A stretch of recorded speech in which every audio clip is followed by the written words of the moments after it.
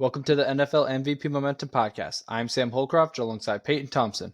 Before we begin, don't forget to follow us on Twitter at Momentum MVP, follow our Facebook page at MVP Momentum Podcast, and check us out on YouTube at MVP Momentum Podcast. And don't forget to tune in on February 11th for our second annual Super Bowl live stream starting at 5 p.m. Central Standard Time on YouTube. Before we begin, I'm just going to go ahead and go into our recap of the divisional round, and then we'll go into our overreactions, and then our only two picks. It's the playoffs is a lot weird when we get like anywhere between 16 to like 11 games per week, and there's a long list, and now we only get two picks this week. But I have retaken the lead at 215 points, although Sean and I are tied. I have that record with 178 and 104 record on the year, so I get that tiebreaker. I went 4-0 last week, the first undefeated week, and it wasn't even in the conference round. And that means I got my upset and my double down, getting all 7 points. Sean also at 215 with 177 and 105 record. He went 2-2 last week. Did not get his upset, but got his double down. Zeke is in third place with 211 points, 172 and 110 record. Went 3-1. Got his what he put as a single down, not an upset, and then also got the double down. And then Peyton fell to last with 210 points, a 171 and 111 record. Going 2-2, not getting the upset, but got the double down. So, Peyton, 2 weeks ago I asked you who's going to change. You said only one person is going to stay, or one person will not change, and we all flip-flopped. And then what did we do this week? We all flip-flopped back to what we were 2 weeks ago. But obviously, it's still really close. The Super Bowl, we're going to have 15 points to distribute. But some wild stuff could go down in this conference championship week. But do you still think you're in striking distance to win it all? Of course I am. Obviously, as we're going to go through our picks a little bit later, this week is really important, and then the Super Bowl really matters a lot too, because there's going to be a lot of point distribution there. So anybody could still win. But I think the more interesting part that's going to be really important about these next weeks, or this week in the Super Bowl, is the record. Who has the best record? Obviously you're up there, so I don't think anyone's taken that from you. But obviously me, Sean, and Zeke are all within one game of each other. So where I guess no, Sean is ahead. So Sean's I guess within, it's really it's between me and Zeke really to have the bottom record. But I mean, looking back on it, I think I feel like I made a lot of obvious picks, and I kind of wish my record was a little bit better. But it's hard to be mad at 171 and 111. So I'll take it, I guess. Yeah, I mean that's a good record, regardless. Anything above 500 in a league that can be so volatile. You know what they say, any given Sunday. So right. Yeah, exactly. We'll now move on to our Overreaction Monday statements. So I'll go first. The two better quarterbacks will win this weekend, regardless of how good their defenses are. So I'm not necessarily saying like that they will be better in that game. I just think whoever is better in general. Last year Patrick Mahomes was the guy. He won MVP. It was pretty. Everyone kind of knew. No one was like, it could be Jalen Hurts, or in some years there was like some other kind of names that you could be like, there's a chance this guy wins. But last year it was Patrick Mahomes. Everyone knew that. This year, by default, we're kind of feeling like we have to give it to Lamar because it's the quarterback on the best team in the league. But is he better? He's going up against Patrick Mahomes, who, people are, claiming him as the GOAT or the next GOAT. He's already putting up fantastic numbers, and he's maybe halfway through his career, if not almost halfway. So that AFC game is going to be really interesting. Ravens have a really good defense. The Chiefs defense is the reason that they are here right now. And then you look at the NFC, there's all this Brock Purdy slander, And, Jared Goff, who either has a really good game or he could be a reason that they lose games. And that's happened. You look at the games against the Ravens, and there was another blowout earlier in the year that I don't remember. But, Jared Goff can be the reason that they lose some games too. So we'll finally see, and if the Brock Purdy leads them to a Super Bowl, I don't want to hear any more Brock Purdy slander. He played a really good game, especially in that fourth quarter when they needed him to play a really good game against the Packers, and he's the reason that they are here right now because he went 6 for 7, and it wasn't just a hand off to McCaffrey. They were throwing in the rain, and they still scored with like a minute 30 something left or a minute 20. So yeah, the two better quarterbacks are going to win this weekend, regardless of if they have a top defense like the Ravens or 49ers, or if they have a more middle of the pack defense kind of like the Lions. So just to clarify what you said, you're not saying that the quarter. Let me ask you this: are you asking which quarterbacks play better on the day, or are you saying whatever team wins, that quarterback is ultimately better than the other one? Like, I'm kind of confused on exactly what you mean. It kind of goes hand in hand. So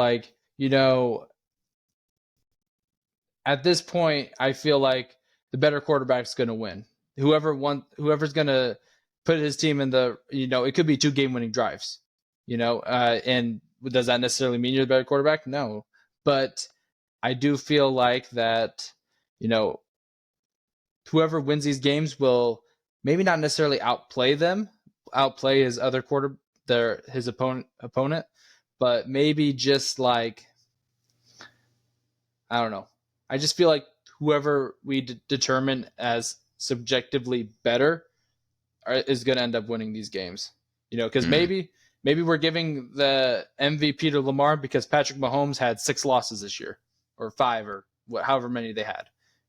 Maybe just because the Chiefs' record wasn't good enough. Yeah, that's interesting. I'm gonna actually put a little bit of spin on it because I think I have a little bit different of a definition of what will happen. I mean, I agree with your statement.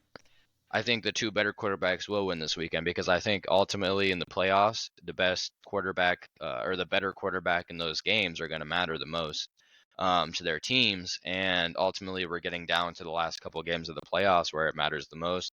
And usually, the best quarterback in the game wins. So I will agree with you there. I don't think that necessarily the game is going to dictate who's the better quarterback, like indefinitely. And I think you kind of said that as well. But I think the quarterback that plays the best and has the least amount of mistakes is going to win the game. Uh, and so I agree with you there. I just don't, and I think as far as the AFC goes, I'm on board completely. I think if Lamar Jackson, limits the turnovers, limits the mistakes, and is able to have one of his best games to date, then they'll walk out there with a win. But I think Patrick Mahomes obviously is capable of coming out of there with a win as well. It's the NFC that gets a little bit sticky for me because I don't necessarily believe that Brock Purdy's a better quarterback than Jared Goff. I don't, and I don't know if I've said this on previous podcasts before. I'm not a guy that's down on Brock Purdy, but I think he's a good starter, but I don't think he's a great one. And I think he's a big product of the system. And I'm not, I don't think he's just a system quarterback. I want to make that clear. I don't think he's a system quarterback, but I think a lot of his success is predicated on the system. Obviously, you have to be a good player and be smart and all the intangibles to be able to play in that system. But I think even if the 49ers win, I don't think I'm ready to say that he's a better quarterback than Jared Goff. But if they win, then he would have outplayed Jared Goff that day. And so I think that's a fair statement for sure. Yeah. Moving on to Sean's, and this one could be a real spicy one, P. Yeah. Chargers just became the AFC favorites for next year. Ooh. Man. Jim Harbaugh, it's been a little over 24 hours now since the news of him leaving Michigan after winning the national championship and going to the Chargers.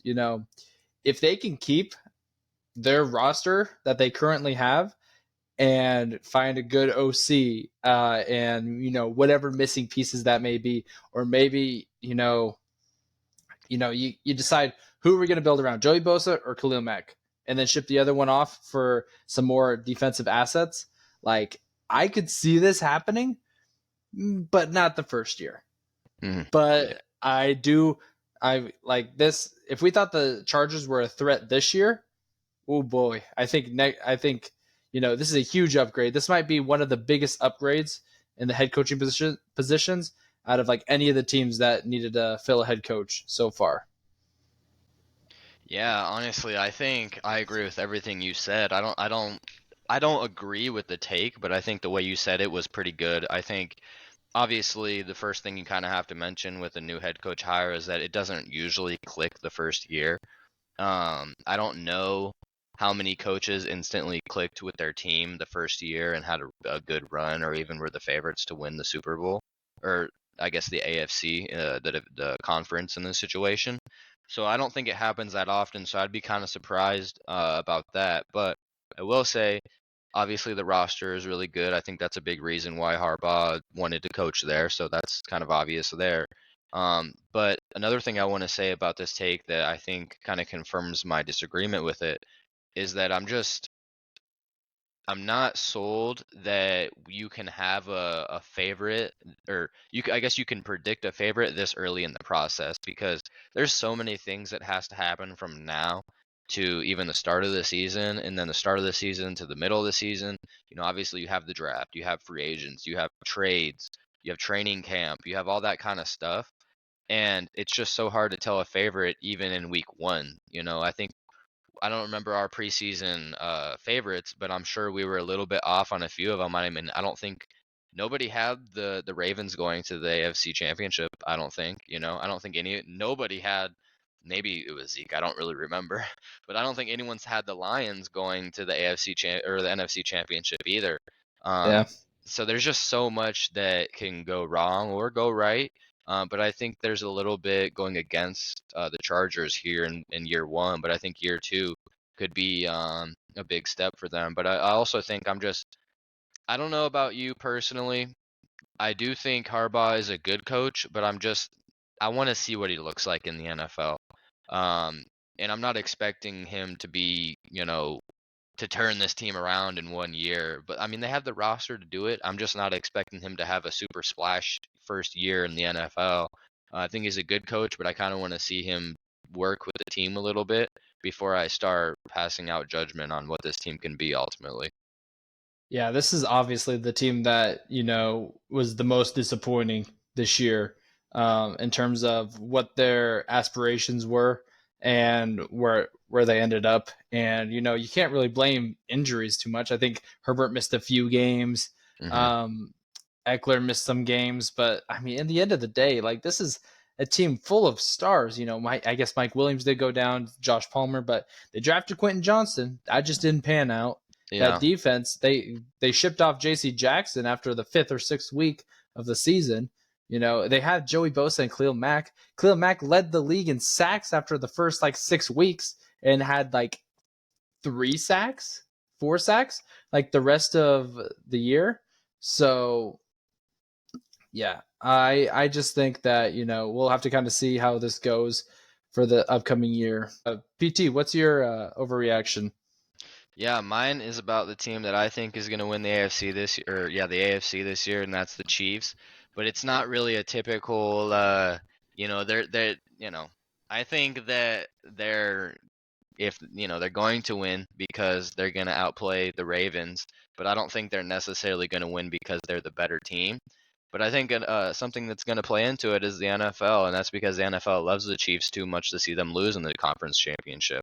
Um, Obviously, you have all this kind of outside noise with Taylor Swift and Travis Kelce, and obviously, I think the NFL loves Patrick Mahomes and kind of his story and his personality and everything like that.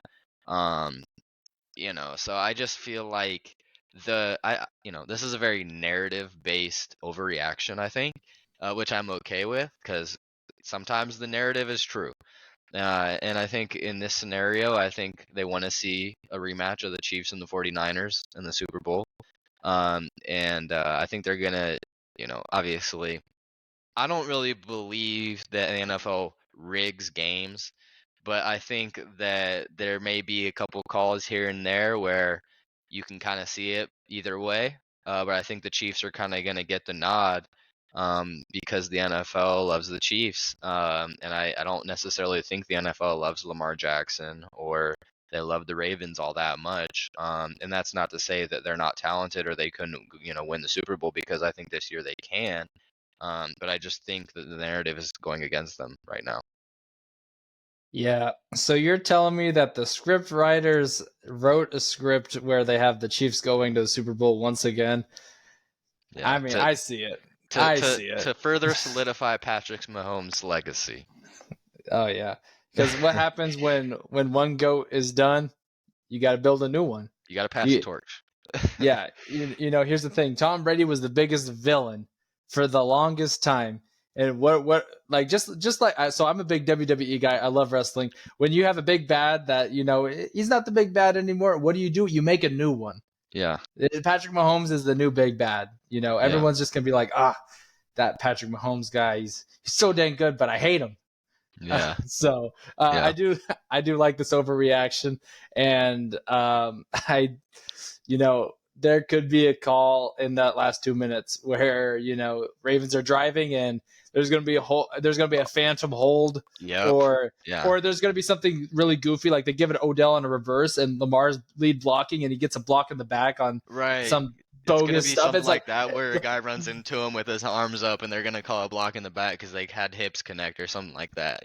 yeah, it's going to be something like the wacky you lost because you had a legal block in the back by your quarterback. Like Yeah. something stupid like that. I Right. could totally see it happening. But hopefully it doesn't come to that. I'm rooting for the Ravens. I don't really. The Chiefs, they're just they've just been too dominant for me. But yeah, as an overreaction, I really like this one. Yeah, I agree with you. And then you can go ahead and say Zeke's.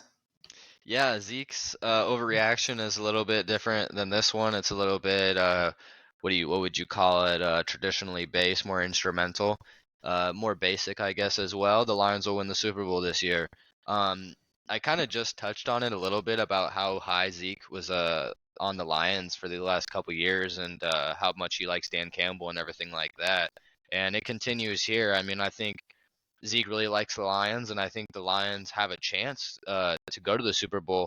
It's just really hard. We talked, me and you, Sam. We talked about this off air before the podcast, and it's just like it's really hard to see the Lions making the Super Bowl this year, and also winning it. In the first year that they made the playoffs in a super long time, and I will say I doubted the Lions going into the playoffs this year. I mean, I doubted them all year. I think once I saw what they were made of throughout the season, I knew they were going to be a real team, but I didn't see them going to the NFC Championship at all.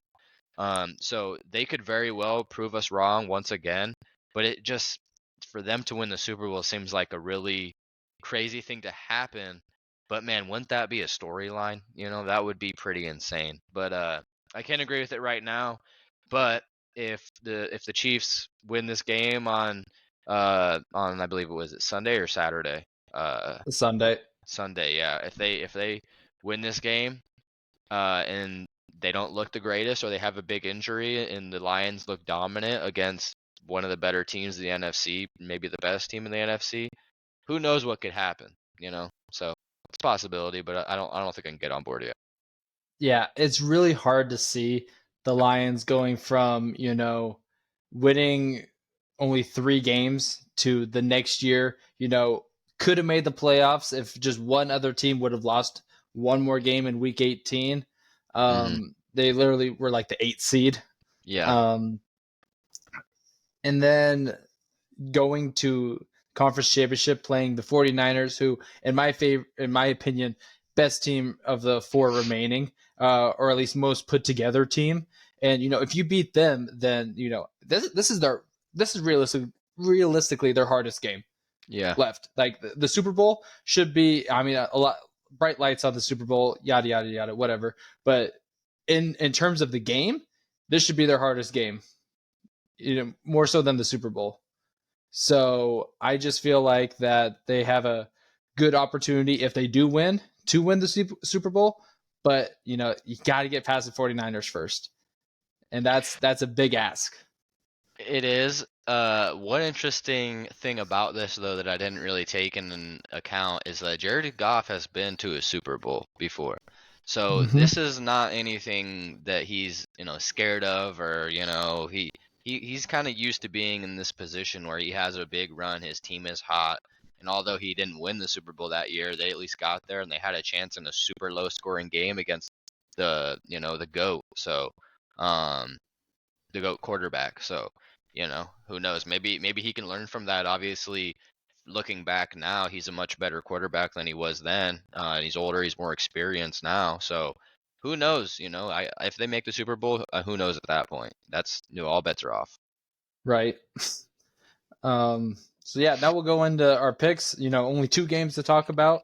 So we'll talk about the game that's going to be starting at 2:00 Central Time first.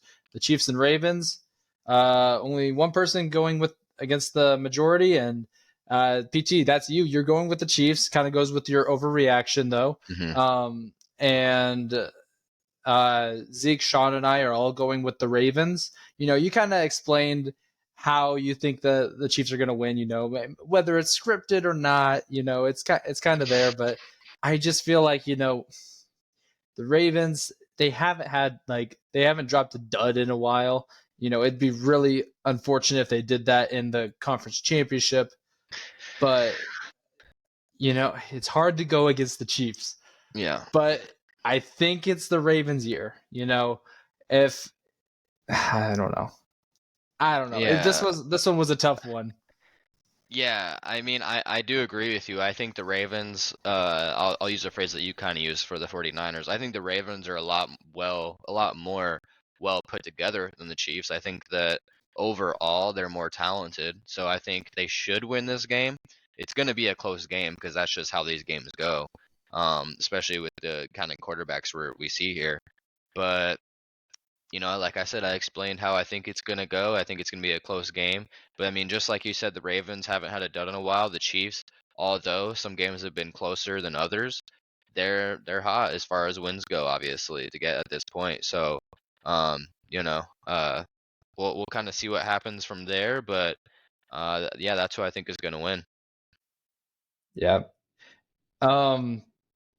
So no double downs. We have 1 point double downs this week, but none are going in on that game. So that one, that's really interesting. Like how you were going into it. Yeah. So yeah, in terms of this game, we got a 2-2 split here. Um, you and I are both going with the 49ers, where Sean and Zeke are going with the Lions. And if we look at the double downs, we're all going with our picks for the double down. So this game is going to be very instrumental to these games. Um, I mean, you're going up against Zeke, for third place as of right now, trying to climb back to make that last week manageable, and you're going against him in your two picks. So like this could be a huge thing for you, but I'll kind of let you explain why you went with the 49ers over the Lions here. Yeah, I mean, I kind of touched on it a little bit. Like I said, I just think that it would be really weird to see the Lions beat a team like the 49ers in this big of a moment. I just think, like you said, the 49ers are a lot more put together right now. Obviously, they've been here before, whereas the Lions, this is kind of their first year, climbing up the ladder, and I think they kind of need to get knocked down this one year to kind of learn from their mistakes as a team. They're still a really young team, whereas the 49ers have mostly veterans on the team. And so, yeah, I just think that this might be a masterclass from Kyle Shanahan and company. And I just think the better team is going to win overall. Yeah, and we kind of talked about the Lions, winning the Super Bowl.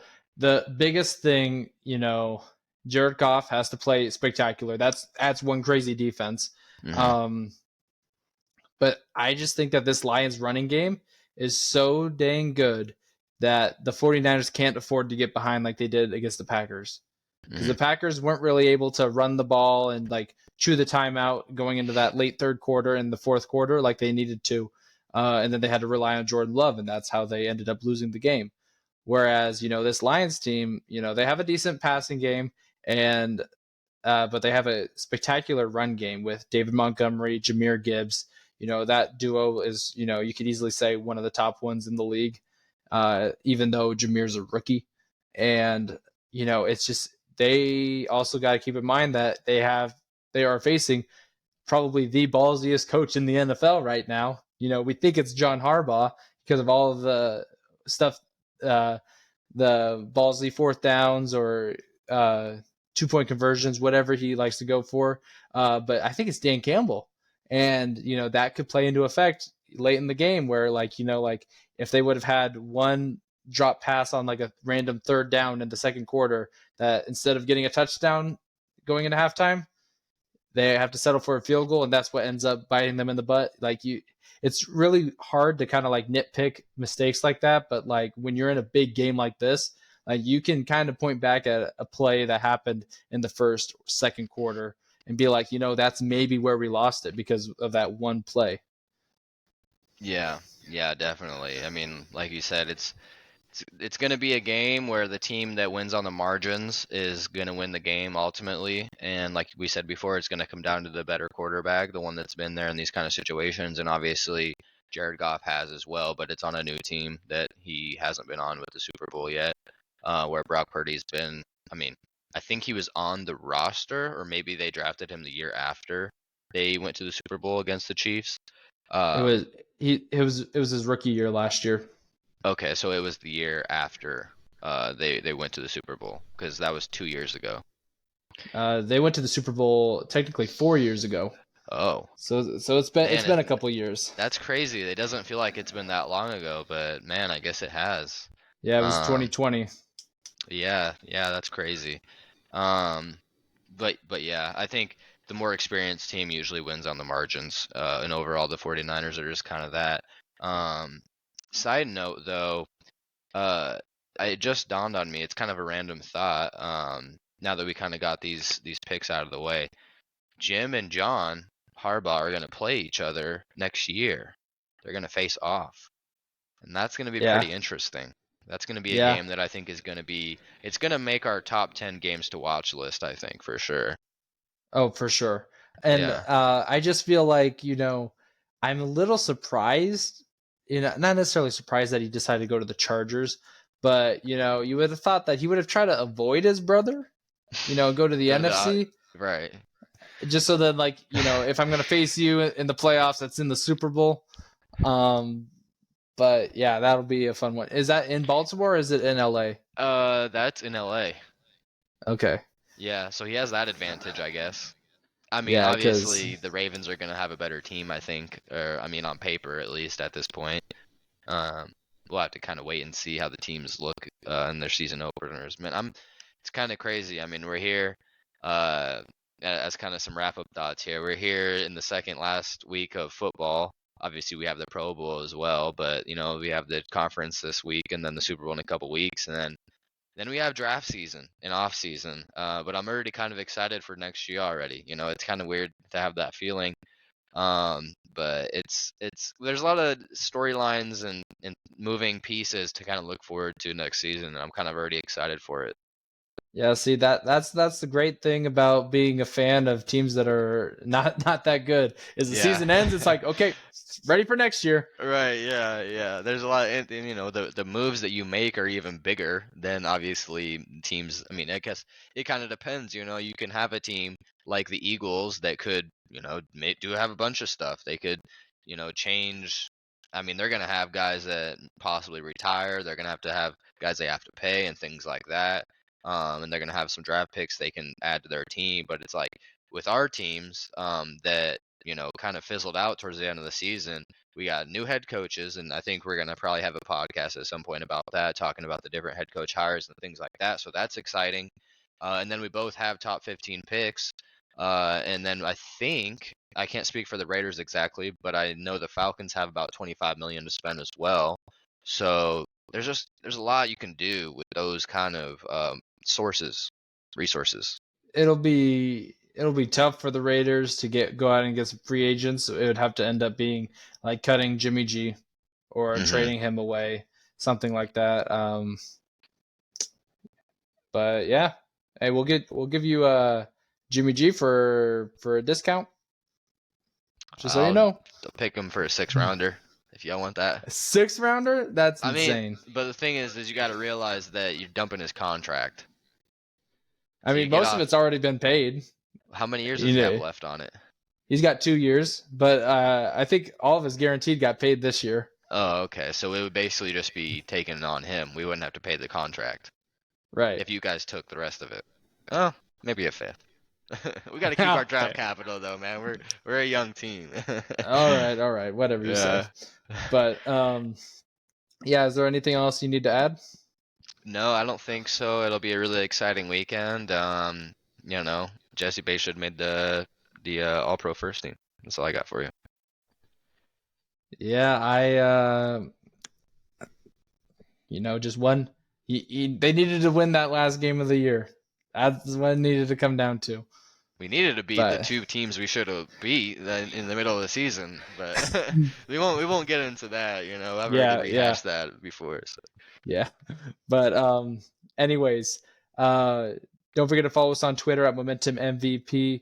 Follow us on Facebook at MVP Momentum Podcast, and check us out on YouTube at MVP Momentum Podcast. And don't forget to